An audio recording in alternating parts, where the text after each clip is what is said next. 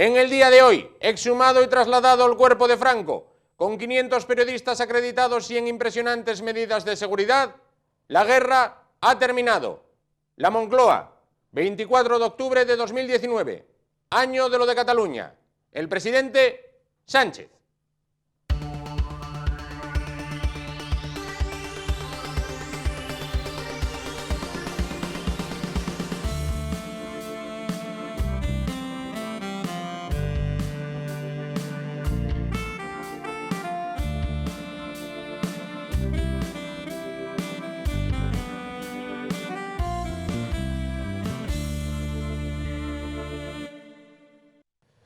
Bueno, pues continuamos el programa de esta noche de jueves. Bueno, pues cambiamos de asunto, aunque tiene reminiscencias con lo que venimos hablando anteriormente y durante la semana, porque, aunque parezca mentira, hay elecciones dentro de nada. Hay elecciones ahora para el mes de noviembre. Y parece que no hay, no sé si es por hartazgo, no sé si es porque hay otras informaciones que priman, por ejemplo hoy, por encima del proceso electoral, pero no hay ese ambiente de elecciones, o al menos no se detecta a pie de calle, bueno, pues ese previo comicios. También es verdad que la campaña electoral esta vez es más cortita. Bueno, vamos a hablar de elecciones y de situación política con la persona a la que recurrimos siempre que hay proceso electoral y últimamente, bueno, pues es cada tanto, es cada nada, vamos más a la escuela ahora que cuando éramos niños. Bueno, vamos a hablar con Carlos Gil de Gómez, analista político. ¿Qué tal? Buenas noches. Hola, buenas noches. ¿No hay ambiente de elecciones? ¿No hay ese, no sé, ese ambientillo? No, es que acabamos de pasar ese ambientillo. Esto es como una resaca. Sí. Esto es como que sales de copas cuando hace poco tiempo has salido y todavía estás con ese ligero dolor de cabeza. Hay un cierto hartazgo de la sociedad y eso hace también que no solamente los ciudadanos tengamos pocas ganas de elecciones, tengamos muchas más ganas de que se forme ya un gobierno, pero también los partidos políticos son plenamente conscientes de que sobresaturar a la ciudadanía va a conseguir todo lo contrario de lo que esperan, y es que no voten o que no votemos. Por lo tanto, yo creo que los partidos políticos también no solamente van a reducir la campaña, sino la intensidad de su información también se va a reducir, por lo que digo, porque pueden producir justamente el efecto contrario. La gente se harte aún más de lo que ya está, que ya es mucho, y terminen no yendo a las urnas a votar. Claro. ¿Cataluña puede ser el tema condicionante de estas elecciones? ¿Puede decidir la balanza hacia un lado o hacia otro la situación vivida en Cataluña? Teniendo en cuenta que a día de hoy no tenemos más que datos demoscópicos, los demoscópicos daría para una charla mucho más extendida, mucho más extensa. Todos tienen su sesgo ideológico y su interés de fondo. Yo creo que lo que está consiguiendo, por supuesto va a condicionar y mucho, pero lo que está consiguiendo es equiparar las fuerzas. Parecía que el Partido Socialista no iba a ser castigado por no haber sido capaz de formar gobierno, seguía siendo el partido más votado y a día de hoy todavía sigue siéndolo en las encuestas que hay, pero parece que el bloque de derechas, fundamentalmente Vox y PP, están creciendo mucho a costa de Podemos y de Ciudadanos, y parece que se está equiparando. Tal vez no decante la balanza, aunque todavía falta mucho. Veremos cómo va reaccionando el Partido Socialista en esa acción o inacción en Cataluña frente a los votos que está conquistando la derecha. Veremos cómo actúa para conseguir o tratar de mantener esos votos que parecía que iba a tener, pero yo creo que más que decantar lo que está haciendo es volviendo a equiparar o estableciendo una balanza, un equilibrio en la balanza entre el bloque de la derecha, fundamentalmente dos partidos, porque Ciudadanos vuelve a no saber muy bien a qué juega, parece ser, pero Vox y PP parece que está aquí liberando las puertas, sobre todo con el Partido Socialista, porque parece ser, y aquí sí, que a Podemos sí le va a castigar la ciudadanía por no haber logrado un pacto en el PSOE, cosa que curiosamente, a mí al menos me parece curioso, no se castiga al Partido Socialista.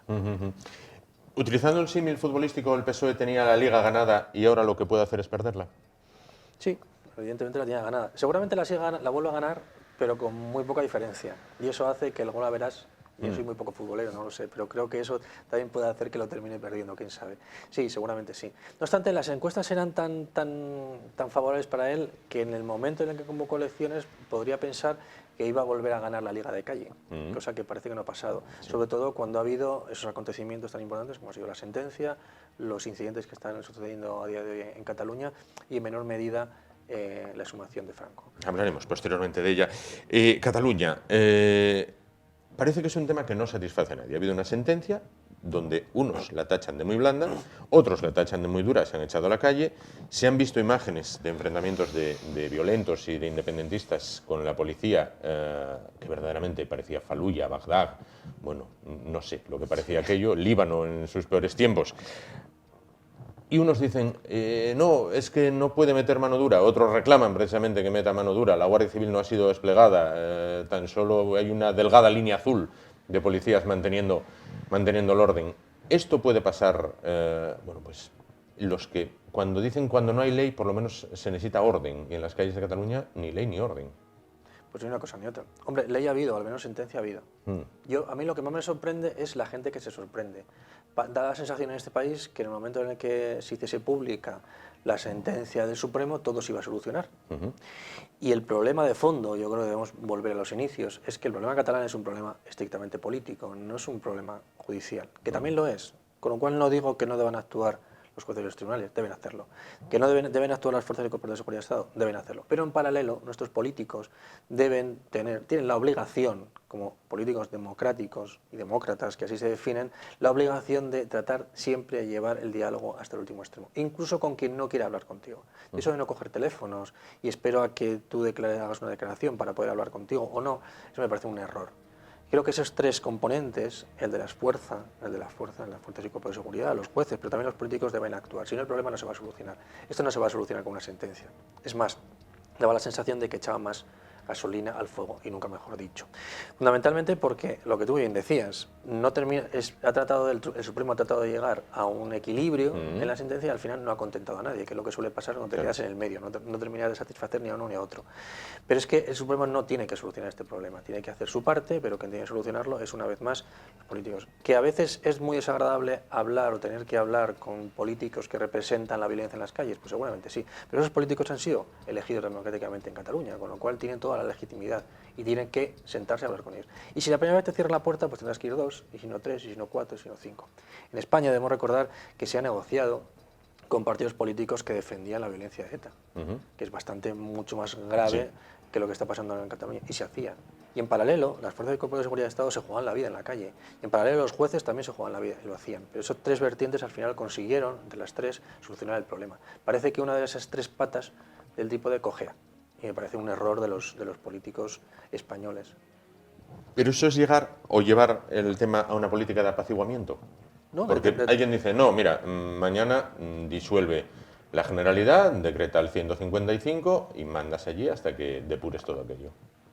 Eso lo más probable, estamos haciendo política ficción, nunca lo sabremos, pero seguramente no soluciona el problema, no termina de solucionar el problema. Al final, cualquier punto de vista, incluso aunque sean versiones muy enconadas de una misma situación, tienen algún tipo de punto en común. Al final, ¿qué vas a hacer? ¿Meter ahí al ejército, aplicar el 155 y dejarlo durante mucho tiempo?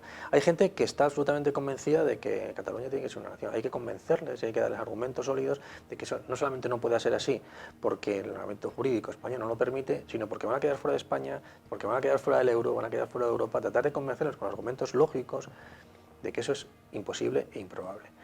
¿Hasta qué punto, cuánto tiempo deberíamos dejar para depurar, como bien dices, el ejército para aplicar el 155? ¿Cuánto? ¿Un año, 2, 3, 4, 10, 15? Y los que están a favor de no salir de España también tienen que estar sumidos en esa especie de estado policial.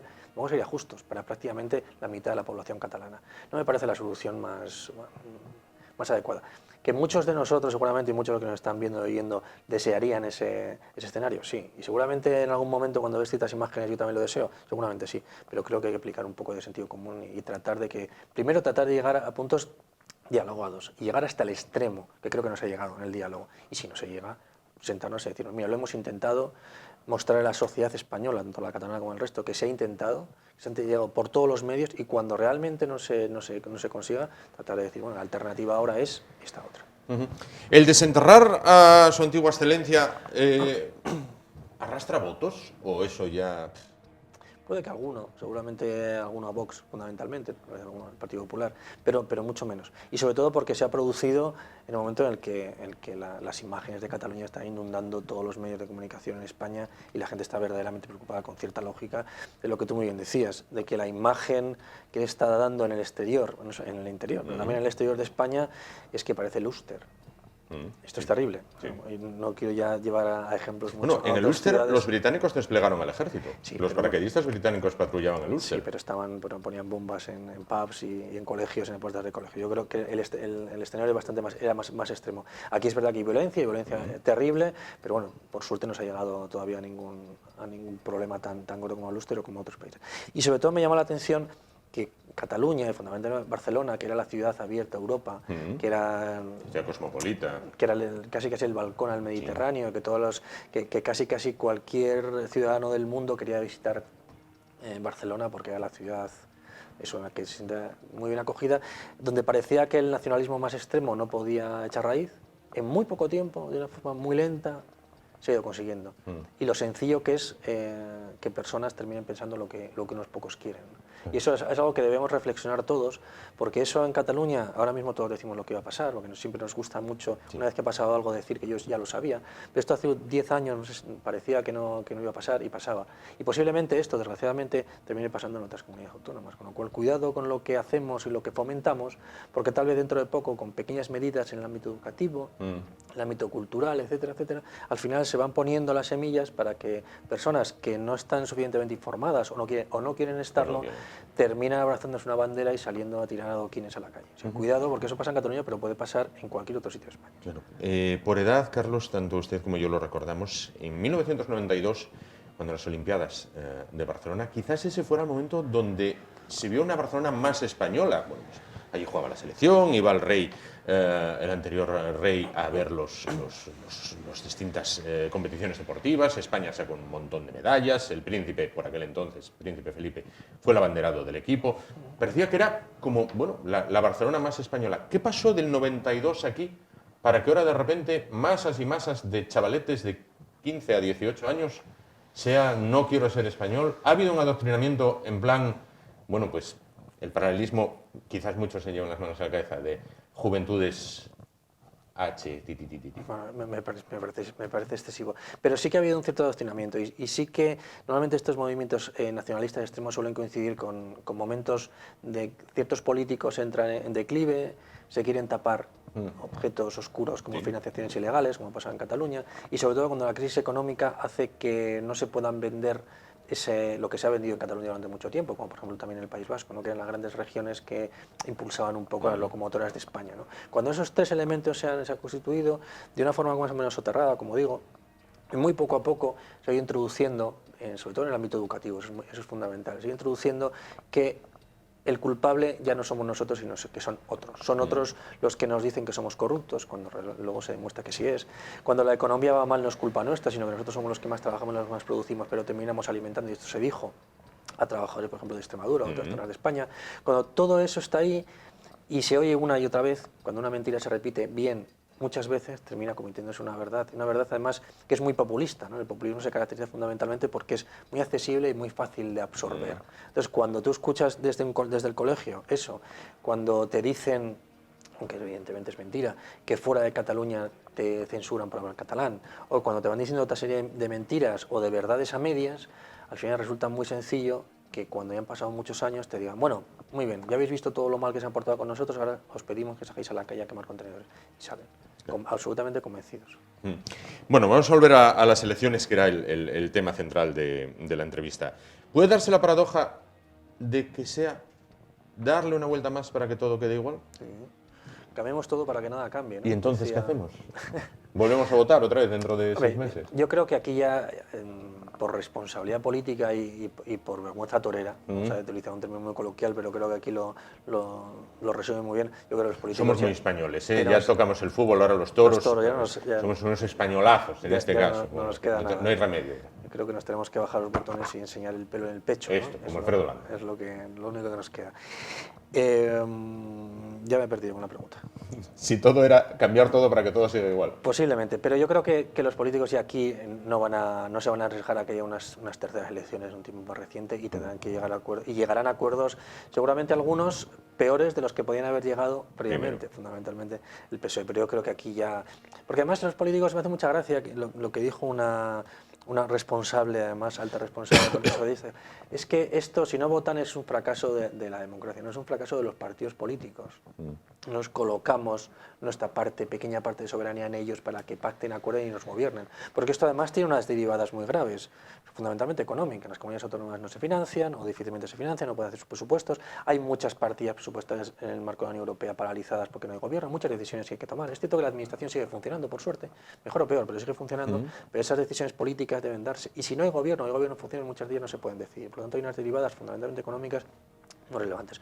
Yo creo que va a haber prácticamente resultados muy similares, aunque el bloque de la derecha va a subir, pero que al final, inexorablemente, los dos partidos que tenían que haberse entendido en el pasado reciente, como son los dentro del bloque de la izquierda, tendrán que llegar a un acuerdo. Y hasta que no lo tomen, harán como los papas. Y hasta que no tomen ese acuerdo, que pues queden ahí encerrados, ¿no? Pues se queden encerrados. Porque sería política ficción pensar que en España se pudiera dar un caso como en Alemania, donde, bueno, pues se sentaran Pedro Sánchez y Pablo Casado y dijeran, bueno, venga, vamos a arreglarlo entre nosotros dos, hacemos un pacto de Estado y gobernamos un gobierno de concentración, un gobierno... No. Y fundamentalmente, no solamente porque no nos engañemos, también hay que decir las cosas buenas y malas de cada país. Yo creo que en España no hay esa madurez política, desgraciadamente, luego de la transición de muchos políticos. También es verdad que idealizamos esa época, ¿eh? La época que no vivimos la solemos idealizar, ¿no? Sí. Pero eso por un lado, y yo creo que también el desencuentro personal que no había en el pasado en España se está dando. Da la sensación que muchas veces no se llega a pactos simplemente porque sean mal los líderes políticos de los partidos. Y en cambio luego cuando escuchas entrevistas, cuando no se dice el nombre, y cuando hablas con fuentes de esos partidos, la gente de dentro dice, se podría llegar a un acuerdo, pero los líderes no quieren llegar a ese acuerdo. Hay que tener en cuenta esa frase también muy política de el partido antes que el gobierno. Al final lo que quieren, lo que estos dos estos dos líderes es atar muy bien a su partido. Y acaban de llegar prácticamente los dos, con lo cual no están dispuestos a que la otra parte se lleve parte del pastel. Por lo tanto yo lo veo realmente complejo, realmente complicado, porque además si el Partido Socialista tiene más votos y pudiera gobernar con Podemos y no lo hace, el Partido Popular no les va a ayudar, no les va a echar una mano. Claro. Con lo cual yo lo veo extremadamente complicado. Extremadamente complicado. La abstención puede ser el gran factor y perjudicar más al Partido Socialista, esa abstención. Sí, y lo más curioso es que la mayor parte de estudios de Moscovia no se está haciendo eco realmente de lo que parecía evidente cuando se convocaron estas nuevas elecciones. La gente, lo que hablamos al principio, la gente está harta y mucha de la gente va a votar. Casi 1 millón de personas ya han renunciado a que se le envíe propaganda electoral, no solamente desde un punto de vista, y seguramente tenga en esa idea o ese rechazo tenga mucho que ver con la sostenibilidad, con el tema del medio ambiente.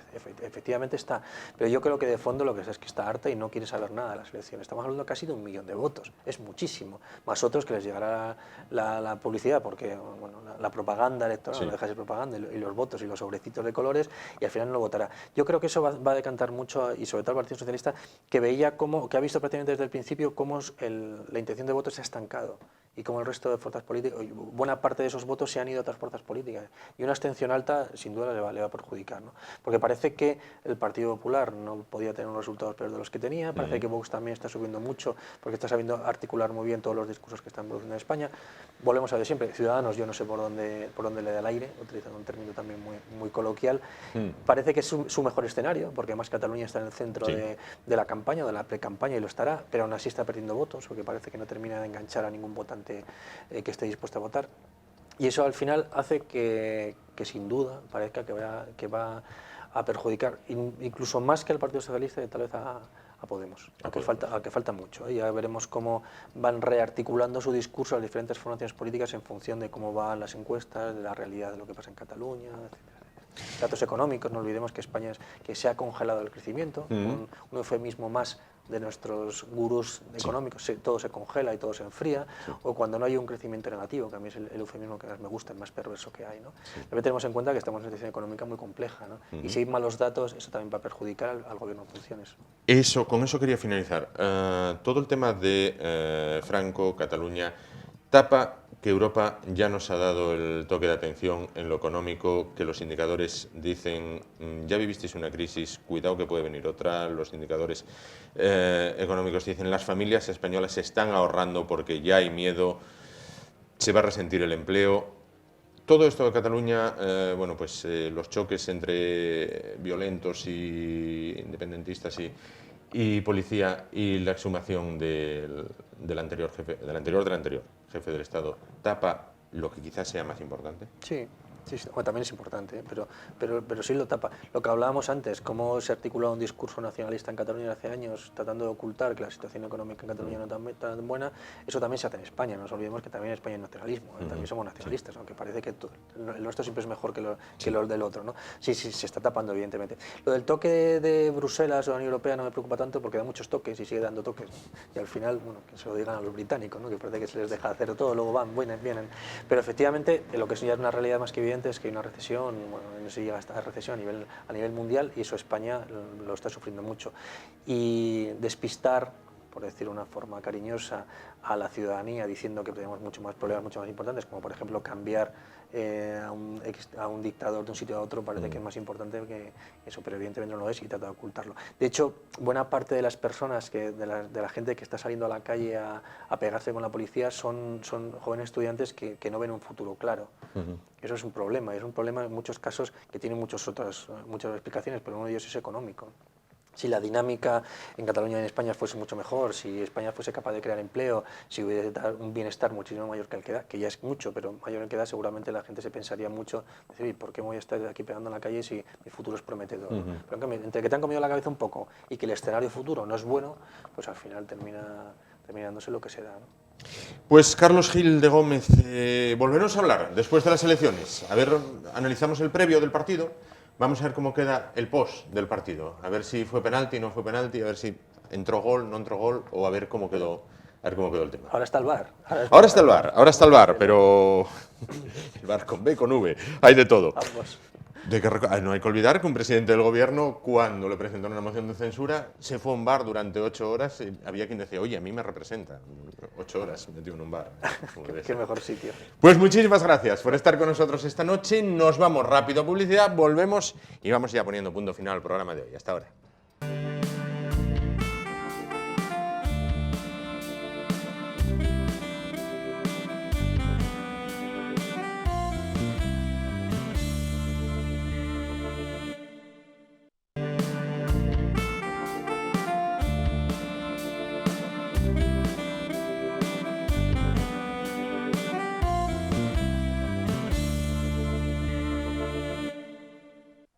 Bueno, pues vamos a continuar el programa de esta noche y vamos a conocer, como viene siendo habitual en esta nueva temporada, en este programa, bueno, pues distintos aspectos, distintas labores, distintas facetas de las que se ocupa el Indurot. Bueno, si veíamos hace unos días cómo se aprovechaban o cómo se deberían de aprovechar las lluvias, bueno, pues para que ese agua no se pierda o cause daños, en este caso vamos a hablar de seres vivos, más concretamente de la anguila y de la angula. La anguila, un pez tremendamente viajero, van a ver que realiza un periplo de unos 4.000 kilómetros de ida y de vuelta, y la angula porque ya estamos a las puertas, comercialmente hablando, de la Navidad, y como saben, bueno, pues es uno de los platos más codiciados y por ende más caros. Bueno, para hablar de todo esto se encuentra esta noche con nosotros Carlos Nores Quesada.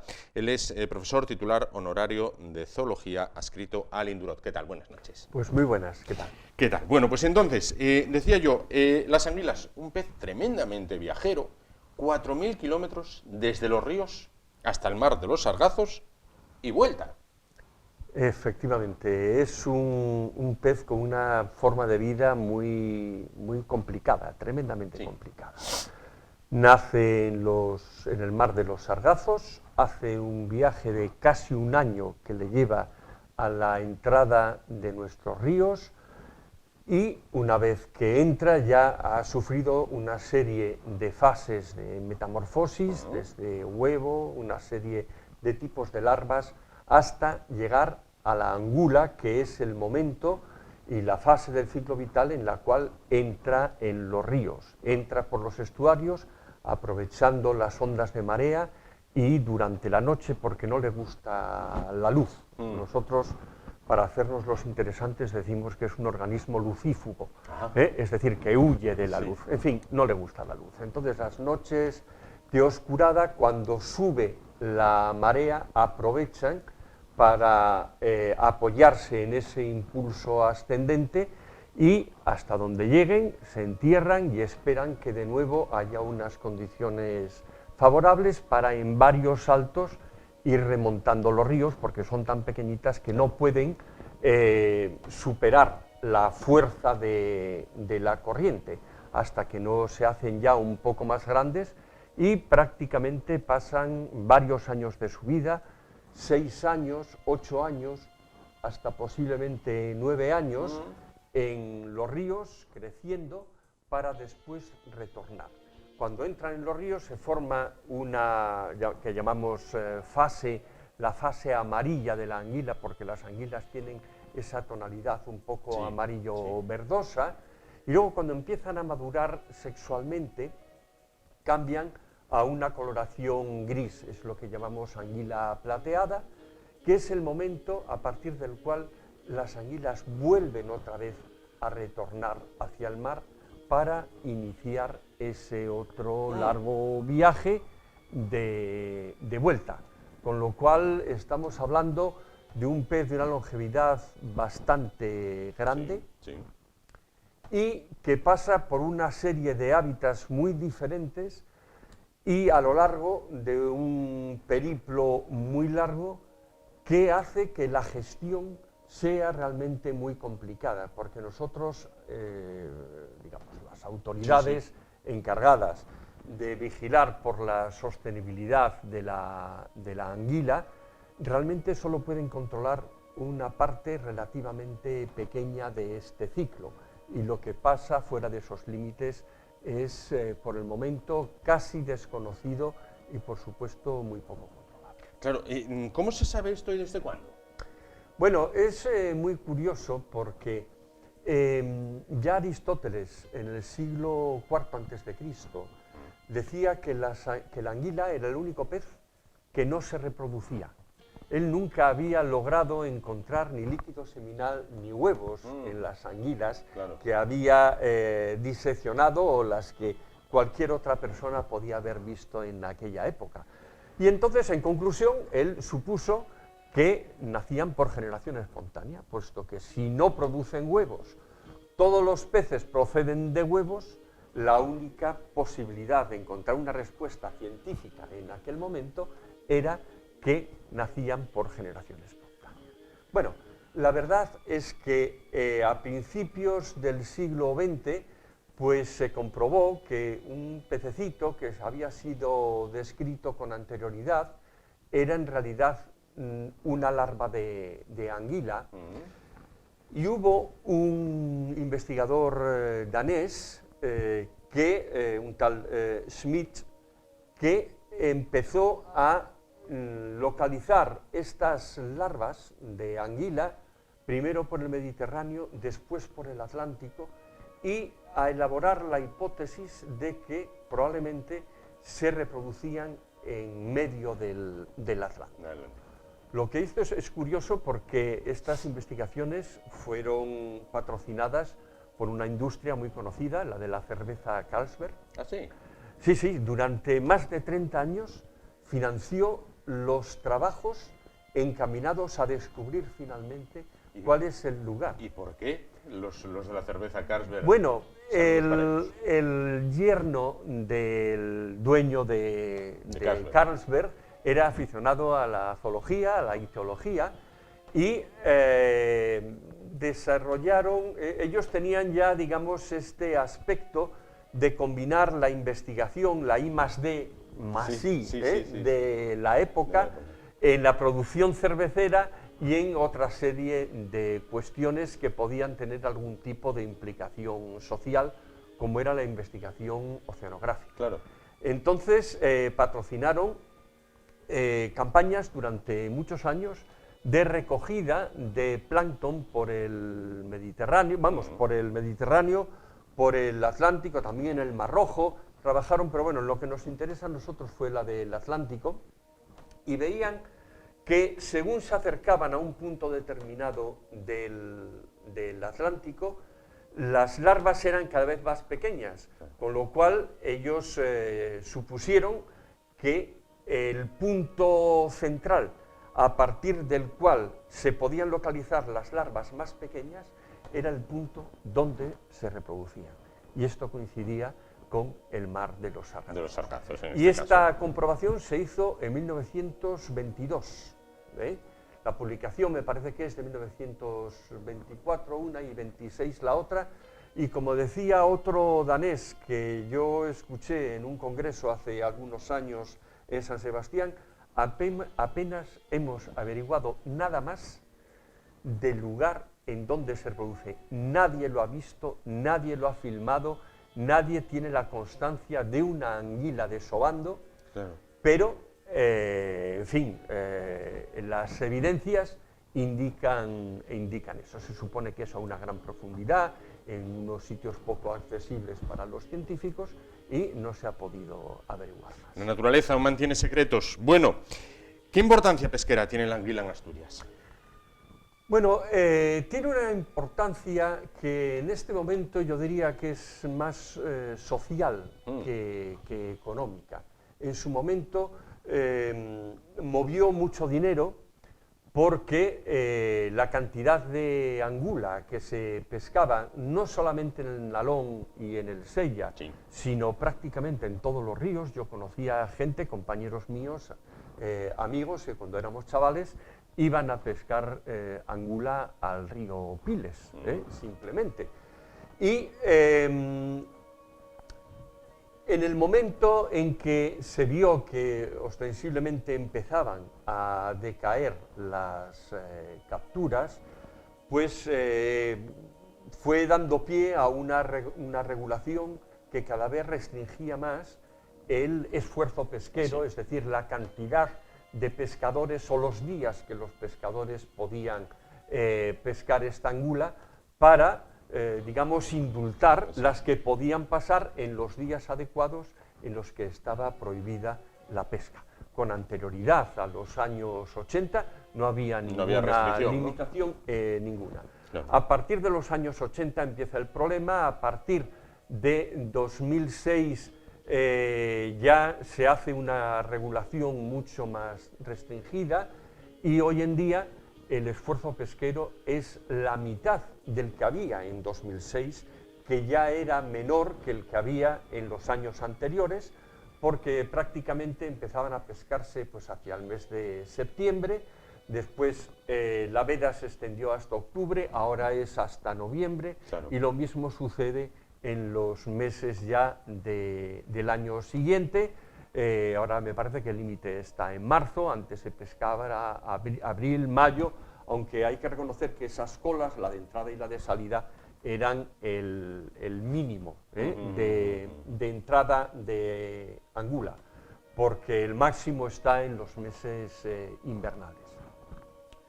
Entonces, realmente la posibilidad de pescar ahora angula está limitada en Asturias a una serie de profesionales que deben de acreditarse.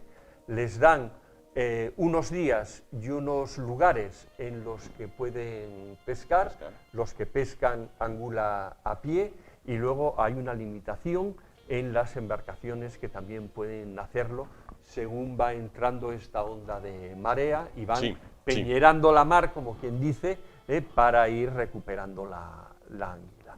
Entonces, hoy en día, la cantidad de dinero que mueve la angula es muy inferior en términos relativos a la que había hace unas décadas. Pero evidentemente esas familias que viven de ese recurso, pues es lo que en esos meses mueve su economía, es lo que les permite tener una disponibilidad que, si no estuvieran pescando la anguila, o la angula en este caso, irían a pescar otro tipo de peces, y entonces, pues bueno, pues eso haría que hubiera mayor incidencia pesquera en otros recursos distintos. En otras especies, claro. Problemas principales que se encuentran: contaminación, otros problemas ambientales, y hablan ustedes de la fragmentación de los ríos. ¿Qué es la fragmentación de los ríos? Bueno, la fragmentación de los ríos realmente a lo que hace referencia es a la ruptura del paso de las anguilas que ascendían por los ríos aquí en Asturias hasta aproximadamente los 800 metros de altitud, en los cuales los ríos ya están con mucha pendiente y tienen poco alimento, pero hoy en día la mayor parte de los ríos tienen presas que impiden el paso a estos peces que tienen un ciclo combinado de vida fluvial y marina. Entonces no pueden subir hasta los sitios donde habitualmente llegaban hace pues medio siglo, bueno, algo más, ¿no? Porque la mayor parte de las presas, sobre todo de las grandes presas, se desarrollaron a partir, o se construyeron a partir de los años 50 a 70. Entonces, caben muchas menos anguilas en los ríos asturianos. Eso quiere decir que las anguilas capaces de madurar y volver al mar van a ser menos que las que había a lo mejor en los años 30 o 40 del siglo pasado. Y eso limita también la cantidad de reproductores, obviamente. ¿Y cómo se elabora un plan de gestión para un pez como la anguila? Bueno, esto procede de una directiva europea, me parece que es de 2007, que conscientes del problema de la disminución de anguila, no solamente en Asturias, sino en toda Europa, pues la Comisión Europea crea o emite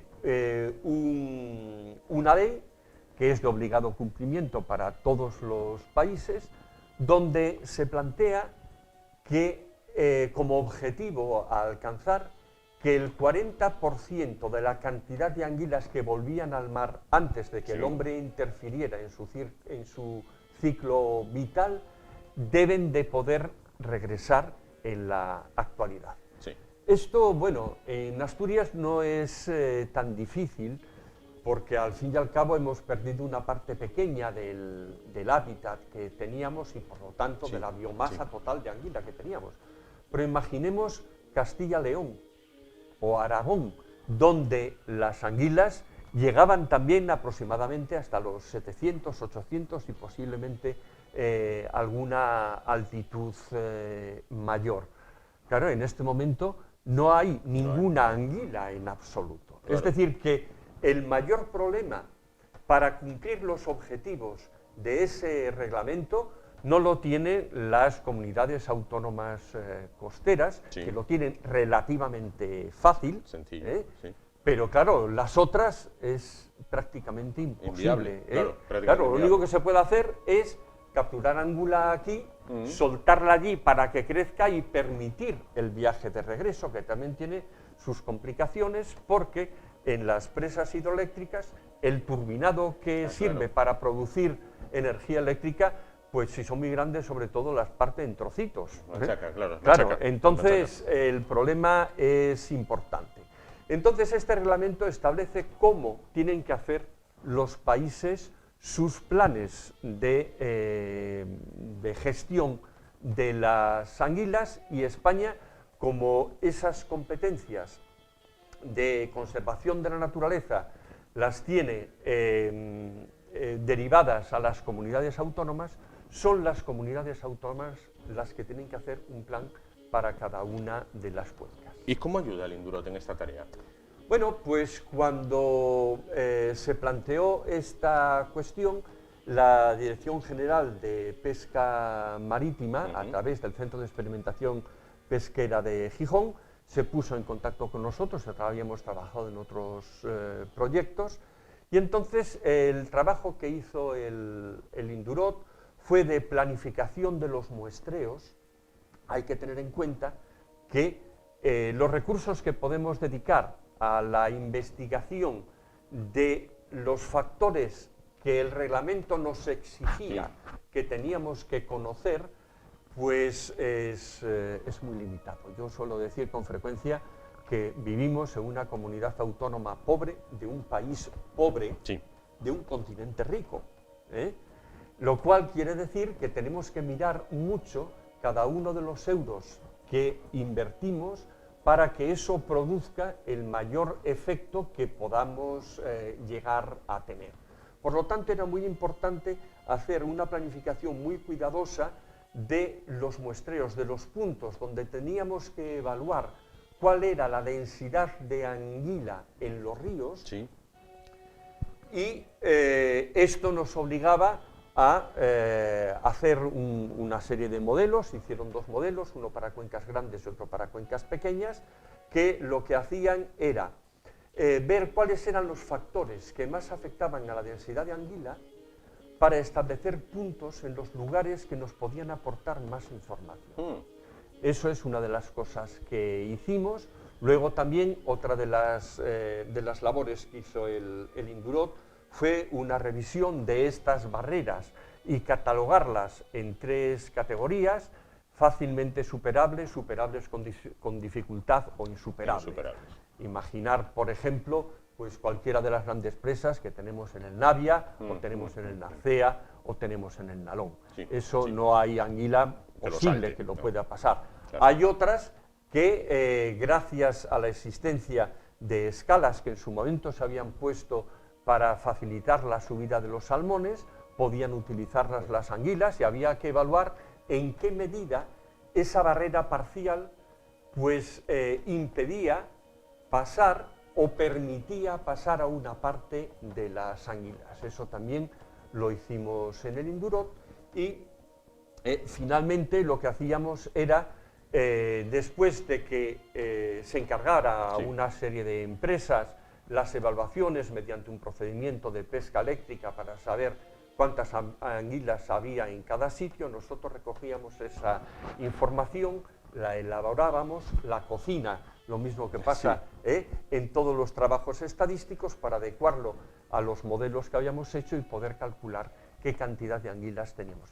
Habla usted ahora de la cocina, vamos a hablar de la cocina verdadera, de la cocina real, ¿no?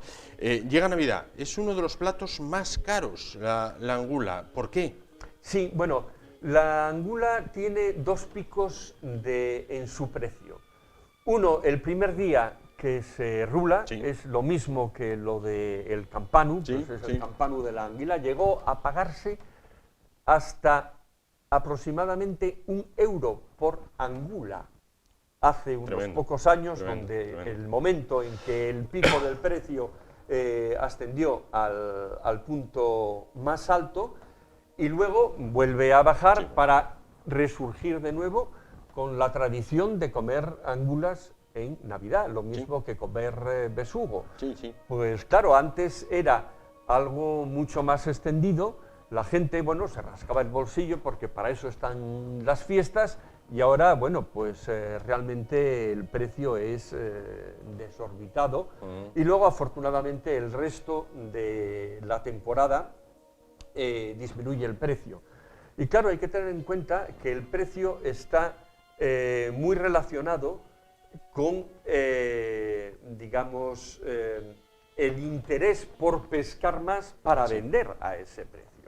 La ley de oferta y la demanda hace que la demanda sea muy elevada porque el precio es muy elevado.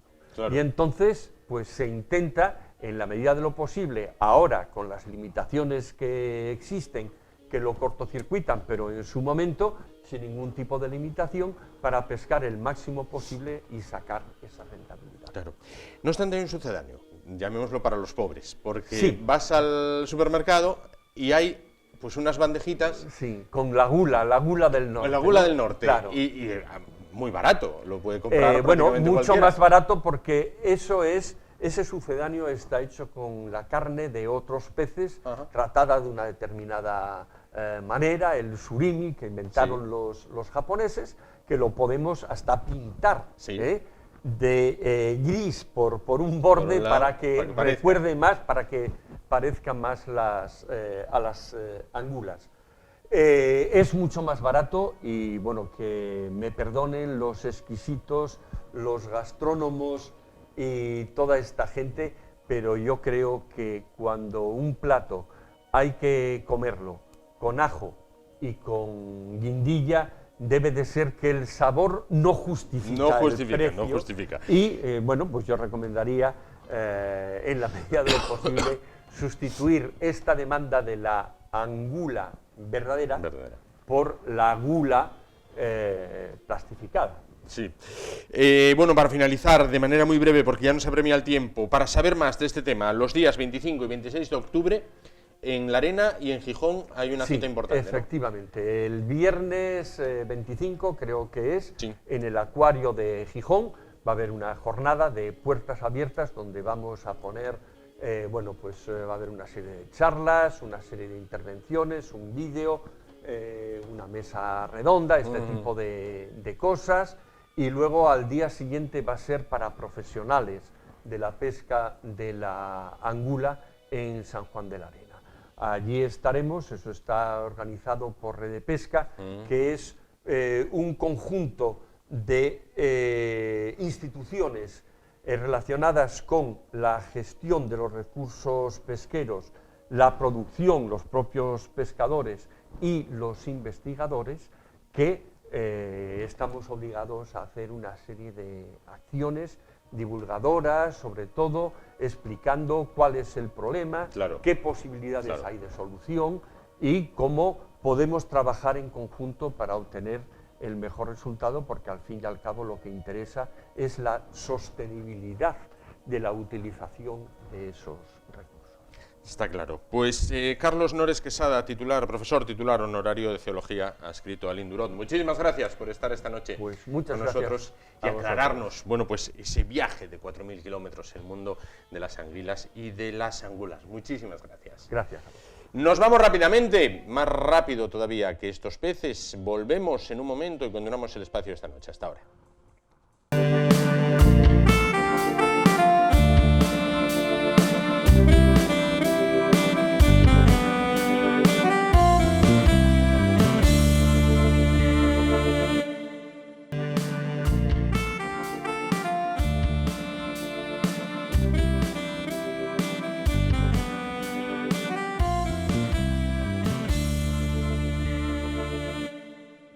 Bueno, pues vamos ya en la recta final de esta noche de jueves, antes de dar paso al programa Ahorro y Finanzas.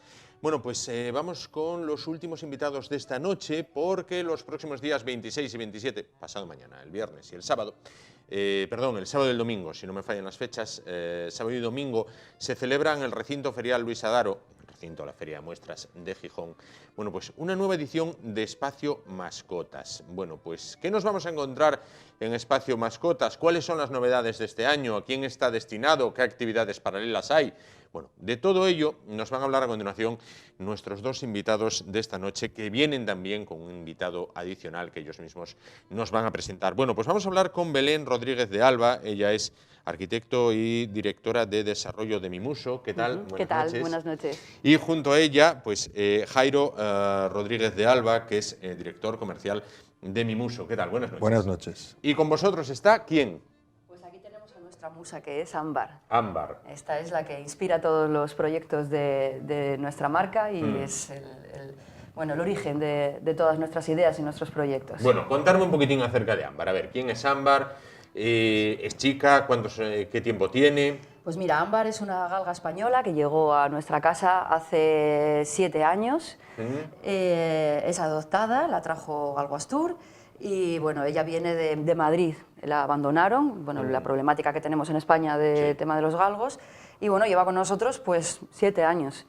Y gracias a ella pues empezamos a plantearnos el tema de adaptar la arquitectura y adaptar los proyectos a todo el mundo pet friendly. Sí. Y eso es lo que estamos ahora, pues mi hermano Jairo y yo, claro. En especializarnos para hacer proyectos que tengan que ver con las mascotas. Claro. Introducir a las mascotas en nuestra vida diaria. En nuestra vida diaria. Eso es. Bueno, vamos a hablar un poquito de Espacio Mascotas, si os parece. ¿Qué nos vamos a encontrar este año en Espacio Mascotas? Pues este año Espacio Mascotas es la 5ª edición y cada año pues va mejorando, por supuesto, ¿no? Va más. Este año tenemos varias cosas bastante significativas.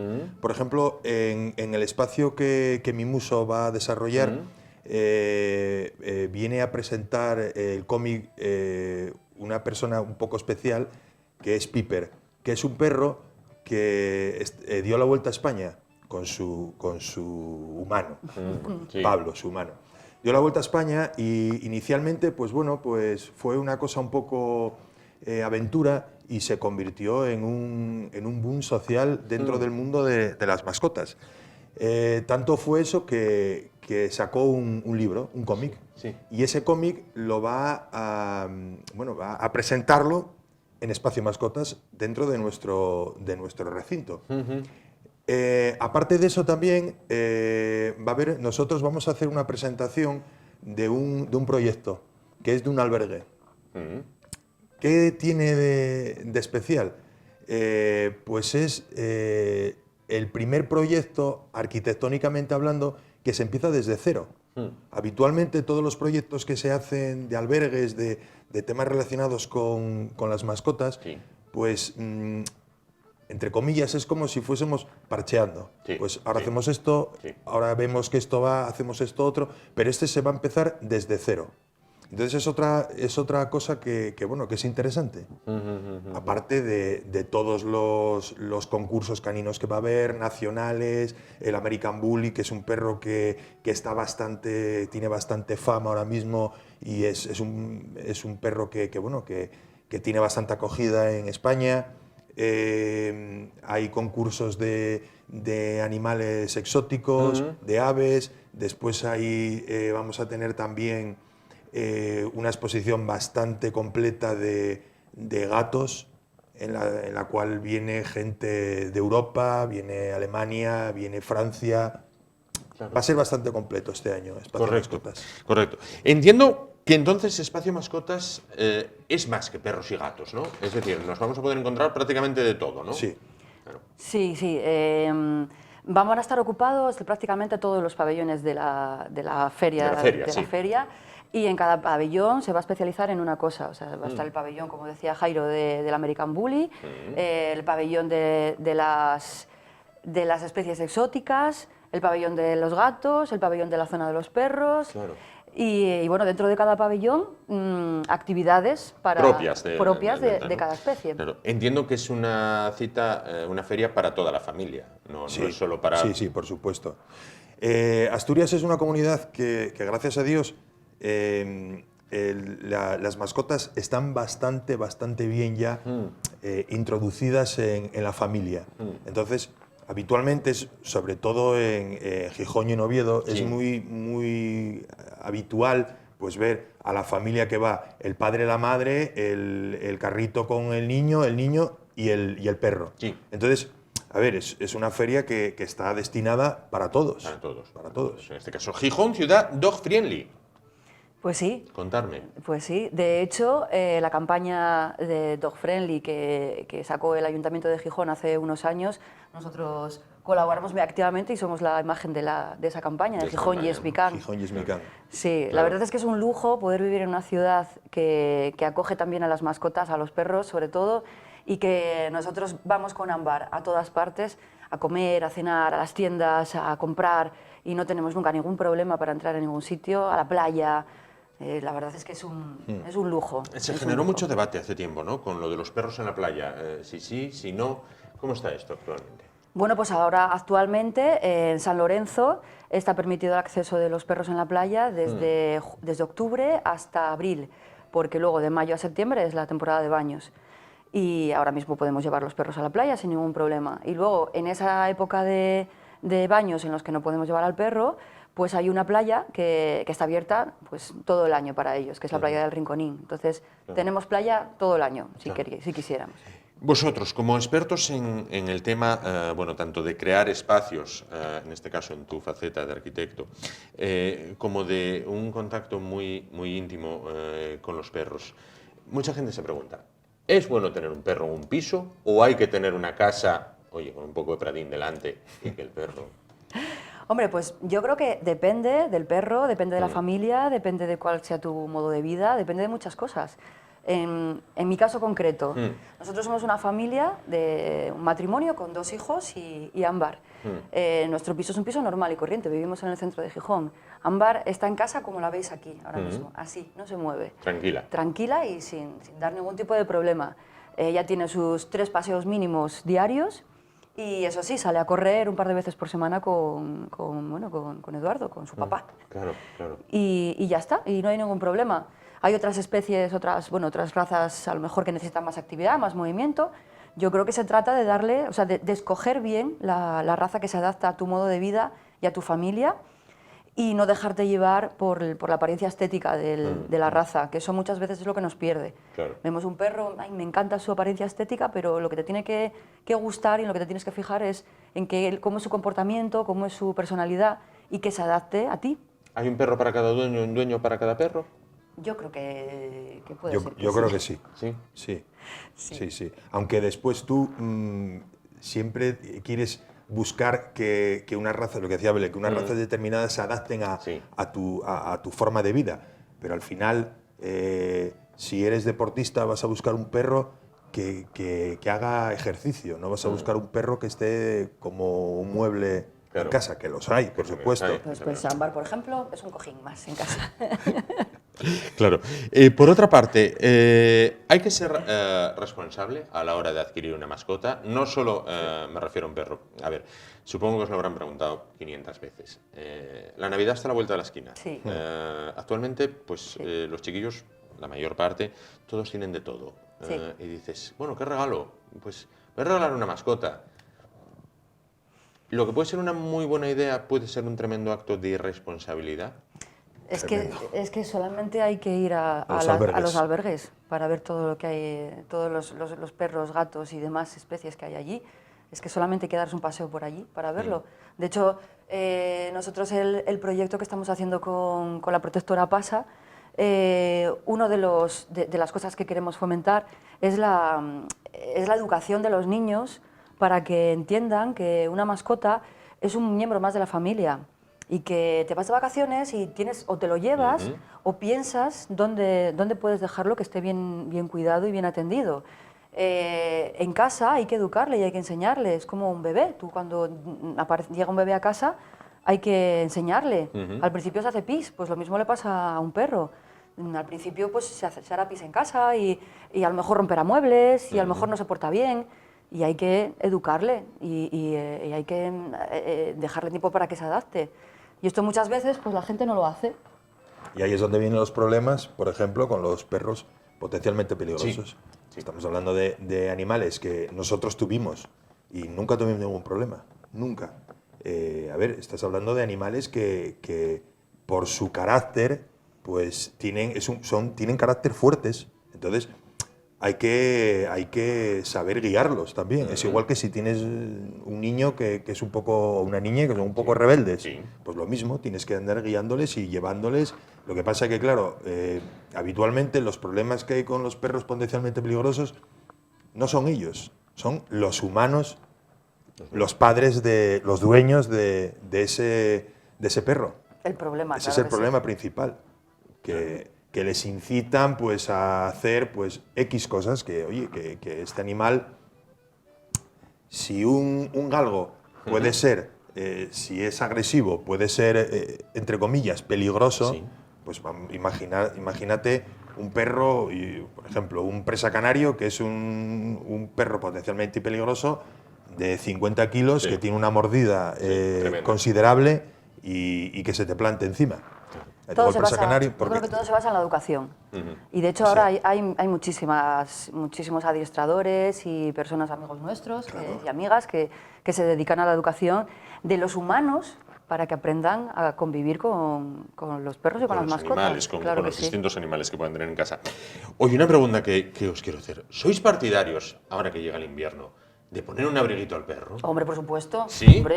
Hombre, claro. Ámbar no sale de casa con menos de 10 grados sin su abrigo, vamos. Pero muchas veces, pensándolo desde fuera, tú dices, ojo, el perro si pudiera, yo creo que se quitaba esto. No, yo te puedo decir que Ámbar no sale de casa si no tiene su abrigo puesto con menos de 10 grados. Lo tengo calculadísimo, porque se muere de frío.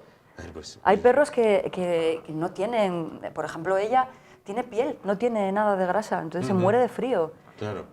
No puede salir sin un jersey o sin un abrigo, no puede. Qué curioso. Sí. Hay razas que están preparadas para el frío, otras... Claro, otras no, y ella, hay que por ejemplo, cuidarles. No tiene absolutamente nada de claro, luego ahí de ya piel. entra lo fashion que seas, ¿no? Y las vueltas que le quieras dar y todo lo que le quieras comprar. Pero sí, o sea, A priori, sí. Hay razas que necesitan protección en el invierno. Sí, Y ojo, sí. hay un mundo, Bueno, claro. pero inmenso, de todo el merchandising alrededor. Que lo verán en Espacio que lo verán en Mascotas. Eso te Espacio quería Mascotas. decir. Sí, sí. Nos remitimos de nuevo a Espacio Mascotas. Todo eso también lo van a encontrar allí. Exactamente, Claro, todo eso. claro. todo eso. Bueno, en cuanto a visitantes, ¿esperáis que haya una buena respuesta de público? Pues se calcula que haya más visitantes que el año pasado. Bueno, yo creo que sí. Sí. Y el año pasado hubo más de 15.000. Mm. Entonces, bueno, este año se calcula que habrá más, como es más completa, Sí, pues yo calculo que habrá más claro, claro. visitantes. Pues solo me queda que invitéis a la gente a que, nada, el sábado y el domingo en Gijón, en el recinto ferial Luis Adaro, donde la feria, bueno, pues que acuda, que se dé una vuelta por allí. Oye, el que sea amigo de comprar el abrigo para el perro, puede comprar, u otras cosas, o que simplemente lleve a los críos y vea a los animales, ¿no? Adelante, podéis invitar a la gente a que Pues una vaya. cosa que se nos había olvidado también, que yo creo que va a ser bastante novedoso y va a ser muy, muy simpático. Vamos a tener en nuestro stand cerveza para perros. ¿Cómo? Entonces, cerveza para perros. ¿Cómo es eso? No, alto, no acabamos todavía, Carmen. Vamos a ver, ¿cómo es eso de cerveza para perros? A ver. Pues... Hay una marca belga Sí. que, a ver, yo soy un poco el que investiga. Bien. Yo soy un poco la sustancia medio gris en estos temas. Correcto. Y yo, bueno, a mí particularmente me gusta la cerveza. A mí como- también. como- Por eso hice el alto en el Entonces, camino. Digo, vamos a ver cómo va esto. yo descubrí una cervecera belga que se dedica a hacer cerveza para perros. Entonces empecé a investigar, a hablar con ellos y tal, y entonces, bueno, al final pues vamos a traer unas cajas para que la prueben. No tiene graduación, es con sabores, pues hay una de ellas que sabe a ternera y la otra sabe a pollo, creo recordar. Sí, apoyo, sí. Y bueno, O sea que... sí. vamos a ver qué pasa. Si queréis invitar a vuestro perro a una cervecita... Ahí está, ¿Eh? ahí está. Sí, Mira sí. qué, Pues que qué pasen a buena vernos. disculpa estás dando para que alguien baje el perro. Voy de cervezas con el perro. Efectivamente. Voy de cañas con el perro. Ya. ¿Por qué llegas tarde? Porque me al- quedé con el perro. El perro no quería subir. Además, el plan es perfecto, porque al lado está la cafetería de Espacio Mascotas, nosotros al lado damos la cerveza para perros y... Correcto. Tú sí que sabes. Pues muchísimas gracias a los dos por estar esta noche con nosotros. Ya lo saben, pueden ir a tomar una birra con el perro. Vengo ahora, Cari, que voy abajo a pasar el perro y ya vengo. Es que se lió, este se lió y al final mira qué horas son. Pues ya lo saben, días 26, 27, sábado y domingo, recinto ferial Luis Adaro, donde la feria pues tienen una nueva edición de Espacio Mascotas. Nosotros llegamos así al final del espacio de hoy, llegamos así al final de esta semana. Nos vamos, volvemos el martes a partir de las 10 de la noche. Les dejamos a continuación con Ahorro y Finanzas, en programa en el cual pues sí, pues quizás algún día puedan tratar incluso cuánto cuesta tener una mascota en casa. Bueno, vamos a hablar con ellos. Quizás algún día lo hagan. Nos vamos. Hasta el martes. Chao.